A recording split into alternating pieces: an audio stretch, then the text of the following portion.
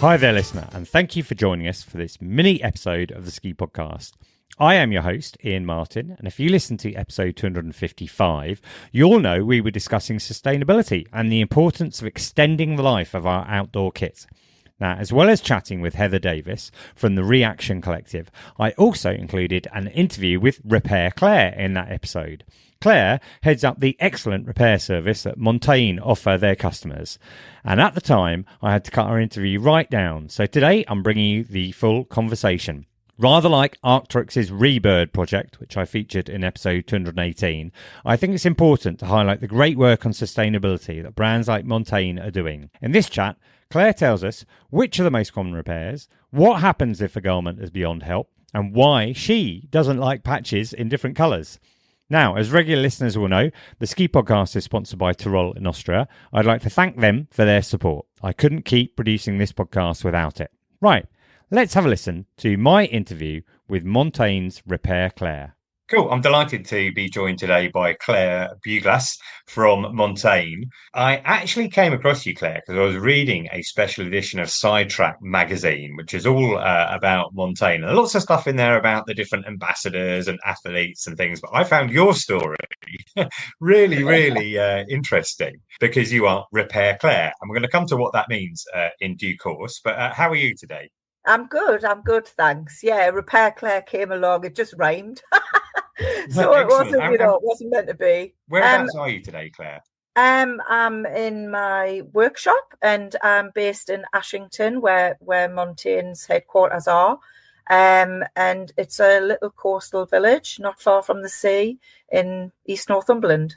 Yeah. We were chatting earlier before we came on air, and you were saying that in that area there's a long history of manufacturing, particularly for different clothing brands. And is that how Montane ended up being based there? Yeah. So my history, I started when I was about 15. Started in a little glove factory which made ski gloves for Marks and Spencer's, made leather gloves, Pink Soda. There was Next, there was Dewhurst, which produces for Marks and Spencer's, but Montane was a tiny little workshop in Pegswood. All the background and it's here now. So yeah, we've moved to Ashington. Oh, and when did you become involved with Montane then? I've been at Montane 8 years now. And it was just by chance I bumped into one of my old colleagues from when I worked at Dewhurst. She was a technician and she was checked all the fabrics and garments and she just kept pulling at us and going, would you like to come to Montane? We haven't got anybody to do the repairs. Would you like to come? So yeah, I took a gamble. Well, you touched on it there. We mentioned your nickname earlier, Repair Claire. And the reason I wanted to have you on is I'm always interested in the actions that different brands are taking as far as sustainability is concerned. And you specifically deal with the repairs. It's called the Montane Repair Service, and you head that up. Is that right? Yeah, well, it just started because when Dawn, who pulled my leg to get here, we had so many products that obviously people were sending back, but mainly because they were worn out and didn't know what to do with them. So they had like a few boxes in the warehouse, and I took all the spare parts from them. So then when a customer was sending one in to be repaired, I kind of started this great big catalogue of old stuff, old materials, old zips, zip pulls, Velcro, anything that I can take off, something that was old and worn out. That's kind of, it's just worked so well. And now I've got so much stuff that, somebody can have a jacket for 15 years and I've still got the materials. It might be worn a little bit, but if we let the customer know that it is recycled, I'm sure they'll be thrilled. Yeah, for sure. I mean, that's really interesting. So you're saying to me that almost before this was formalized, that Montane customers were sending back their kit because they wanted it to still be of use, or were they sending in specifically to try and get it repaired? Sometimes it was just kind of wear and tear on the Velcro, but at that time we did have a lifetime guarantee. Depending on the product, they would either get a voucher are a code now. They'll get a code for to buy a new product because everything's changing. All the materials, everything's more sustainable. They're taking so much for weight. So the products that were 10 years ago aren't the products that we're producing now. But still, we have got the diehards who would love that product fixed. So I work closely with Liam, who does the fabrics. He didn't throw anything away for about 10 years. so we went through all the fabrics and worked out what I could keep, what was no good, and then we sent them off. We've got workshops at one of the museums, and they do clicky mats. People from this area, like the mining community, would make mats, and they would cut the material into strips and make mats with, and some of them are in the museum, what the ladies sit and do. So that's quite interesting. And so what you're saying is you have certain Montane customers then who have their treasured products, that they've had for years, and they don't really want to get another one. They just want to get it repaired. What are the kind of most common or maybe even the trickiest repairs that you get coming in? Hoods. I've had somebody burn the hood off with a light bulb. It all depends where it's to get into the product and how to dissect it. Take it apart to get it in. So the smallest parts are probably the hardest, around the cuff area. That's quite difficult because you're working in such a small space. Right. And what kind of volume of items do you get coming in? Is it just you? Do you have a team of you working on them?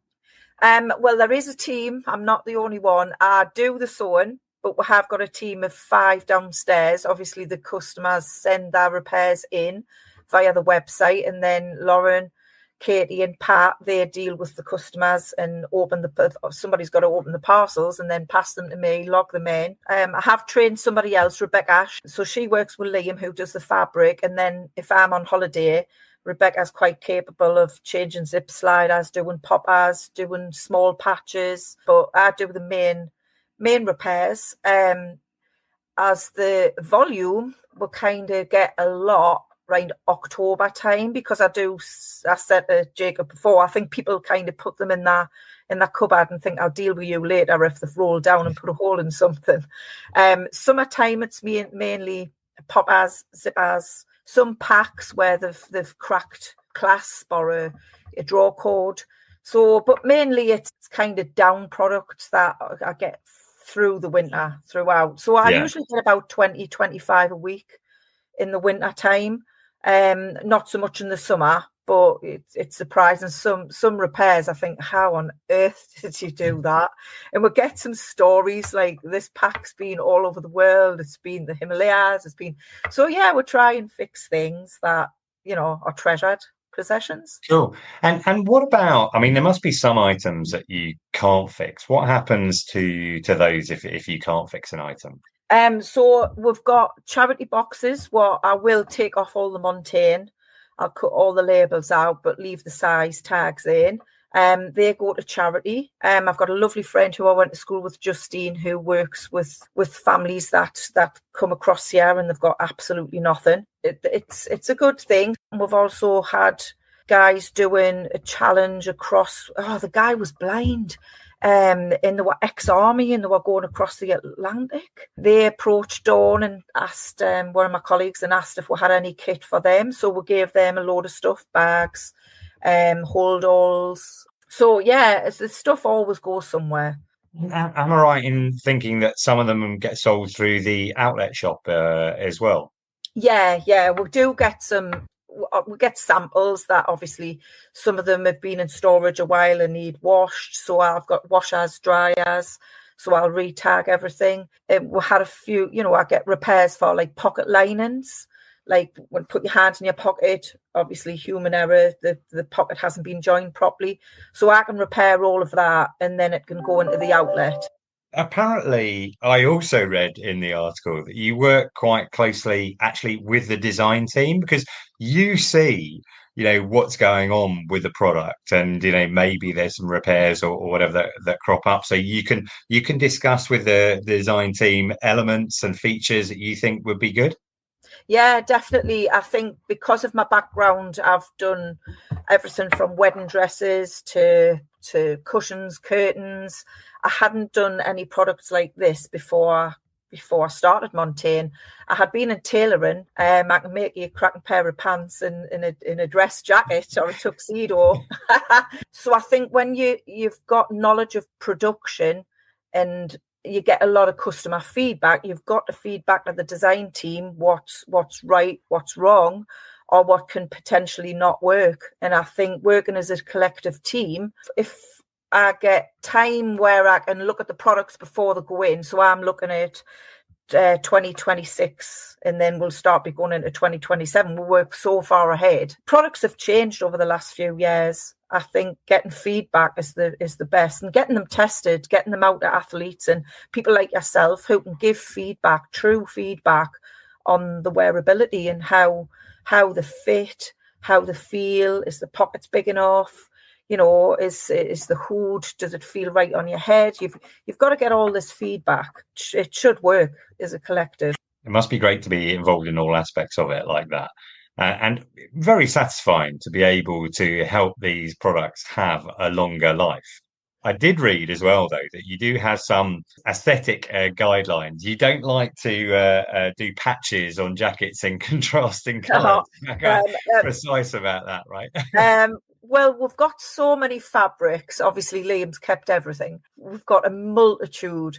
Sometimes, on a rare occasion, if something's 15-year-old, we take photographs of it and we're just thrilled to bits that it's lasted this long. But if somebody's had something a year and they're absolutely furious with themselves because they've slipped or they've gotten caught on barbed wire, I prefer to put the correct fabric in if I've got it. But I will bend a little bit if they want it as a souvenir of where they've been and they rolled down and ripped their jacket and they want a red patch on. I would do it if it was over.